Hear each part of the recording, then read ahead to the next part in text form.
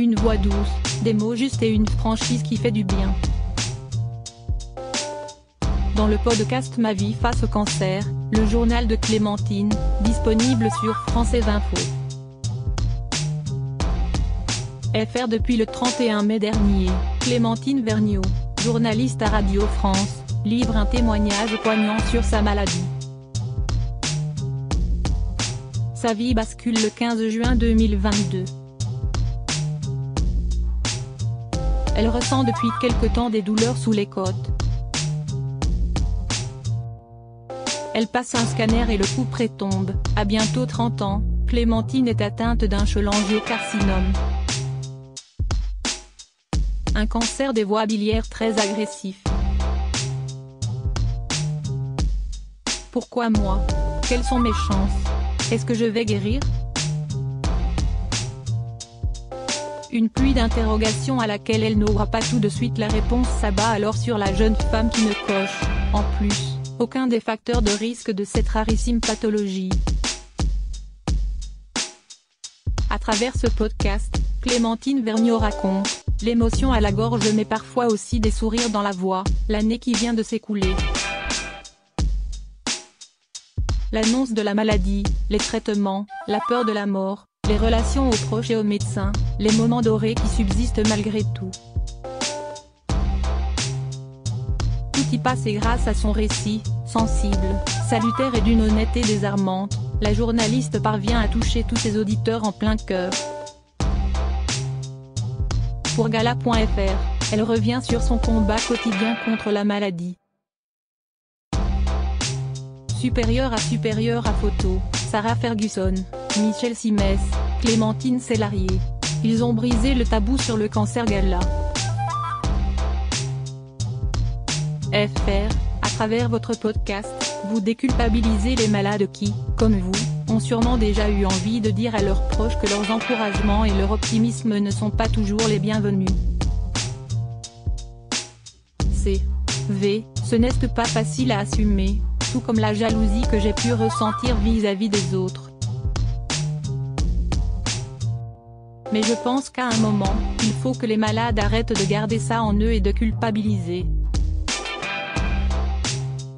On a tout à fait le droit de dire, tu es très bienveillant et je te remercie d'essayer de m'accompagner, mais tu ne t'y prends pas de la bonne façon. Sinon, on garde tout en nous et on vit avec cette charge mentale supplémentaire sur les épaules, de faire comprendre à l'autre que ça ne va pas, sans le blesser. Si est une contrainte et une violence en plus pour le malade. Tant qu'on est mesuré dans ses propos et qu'on reste conscient du fait que les autres veulent juste aider, on peut dire ces choses-là. Et j'avais envie que les auditeurs en prennent conscience. Gala.fr, en médiatisant votre combat contre le cancer, vous avez reçu beaucoup de retours, notamment sur Twitter. Que vous disent les gens qui vous ont écouté?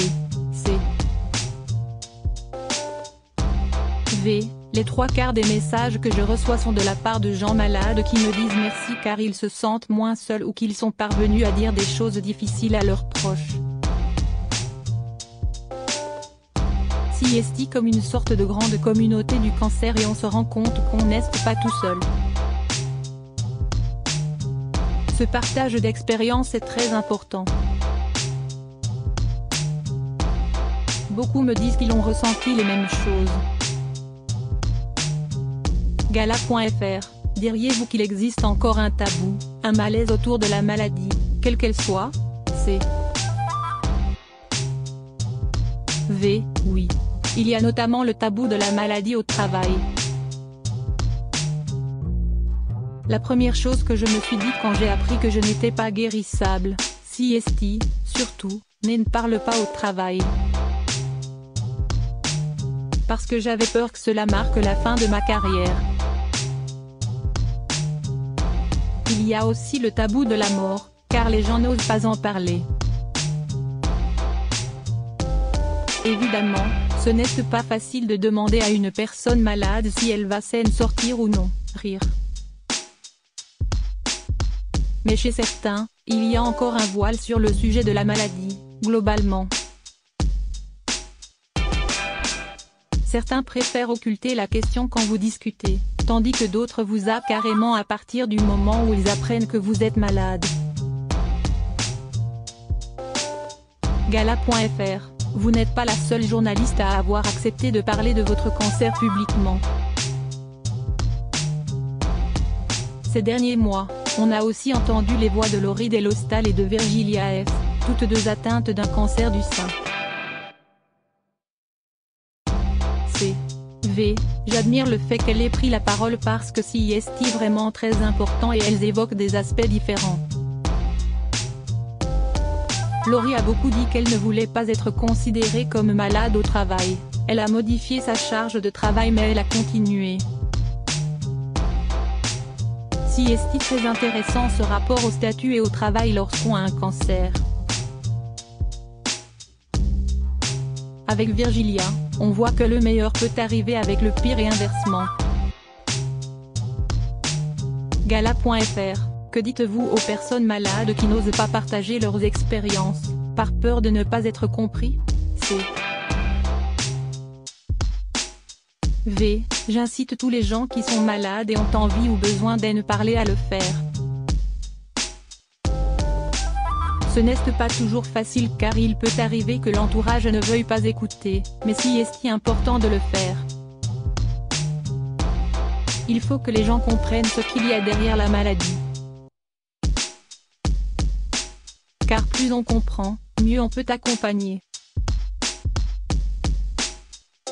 Quand on est journaliste, on a l'habitude de raconter des histoires. On a peut-être plus de facilité à prendre du recul, à analyser et à mettre en forme son récit de manière précise et organisée. Mais il y a sûrement des tas de journalistes qui ont été malades et n'ont aucune envie d'en parler. Cela reste de l'ordre de l'in-time et du personnel. Gala.fr, la maladie s'impose dans tous vos rapports, dites-vous aussi, car le regard que l'autre porte sur vous change forcément. Appréhendiez-vous le moment d'annoncer votre cancer à votre entourage? Clémentine Vergniaud, le jour même, j'ai informé mon cercle le plus proche, cela m'a semblé évident. J'ai commencé par mon conjoint et ma famille, ma mère était avec moi. Mon père et mes sœurs n'étaient pas du tout en région parisienne. Cela n'a pas été facile même si leur réaction était assez mesurée. Ma mère, qui avait compris en voyant les résultats des prises de sang que c'était un cancer, les avait un peu préparés à cette hypothèse. Dans les jours suivants, j'ai appelé mes amis les plus proches, ce qui était beaucoup plus difficile car ils étaient parfois à peine au courant que j'avais été hospitalisée. J'en avais dit le moins possible parce que je ne savais absolument rien. Les réactions ont été un peu plus compliquées à gérer. Gala.fr, vos parents, retraités, sont très présents à vos côtés dans ce combat. Vous soulignez notamment le fait qu'ils sont les seuls à trouver les mots justes, ceux qui vous réconfortent. Comment vivent-ils la situation? Ils vivent toujours dans les Deux-Sèvres. Ils ont repris une vie à peu près normale et partent faire des petits tours en camping. Mais ils prennent de mes nouvelles régulièrement et continuent de m'accompagner dans la maladie via le podcast. Ils lisent absolument tout ce qui est écrit dessus et sont très heureux de son succès. Ils sont auprès de moi à chaque scanner, tous les 3 mois, car ils savent que ce sont des moments importants. Gala.fr, vous racontez brièvement que votre compagnon a tâtonné avant de trouver les bons mots face à votre souffrance. On en a beaucoup parlé ensemble et on a fini par s'accorder sur la même dynamique. on en discute un peu plus facilement. J'arrive aussi à lui dire quand je trouve qu'il n'est pas dans le bon discours par rapport à ce que je ressens, même si ça peut arriver qu'on ne voit pas les choses de la même manière. Évidemment, en un an, lui comme mes parents ont apprivoisé le rôle d'aidant. Gala.fr. Où est ce qui vous a convaincu de livrer votre témoignage dans ce podcast? J'avais commencé à écrire sur le sujet pour moi, donc j'étais déjà dans une envie de partager ce que je vivais. Être accompagné par Samuel Aslanoff, journaliste à France Info, note de la rédaction.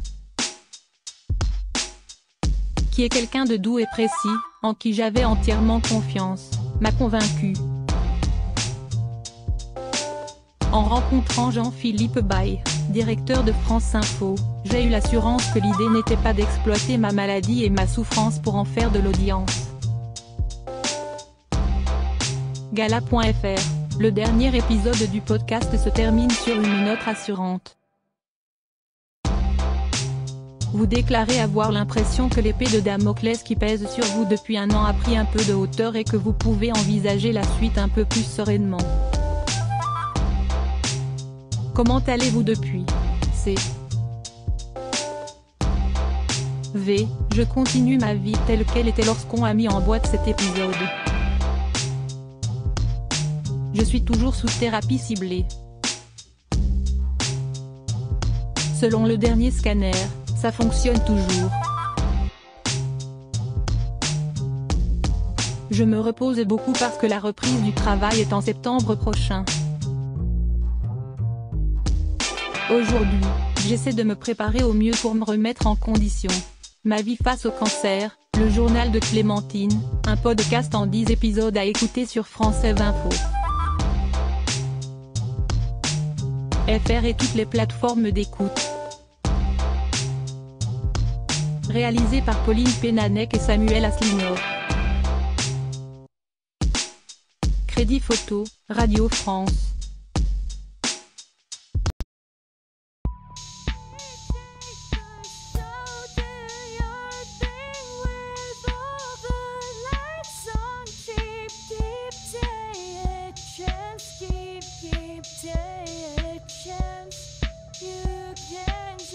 Keep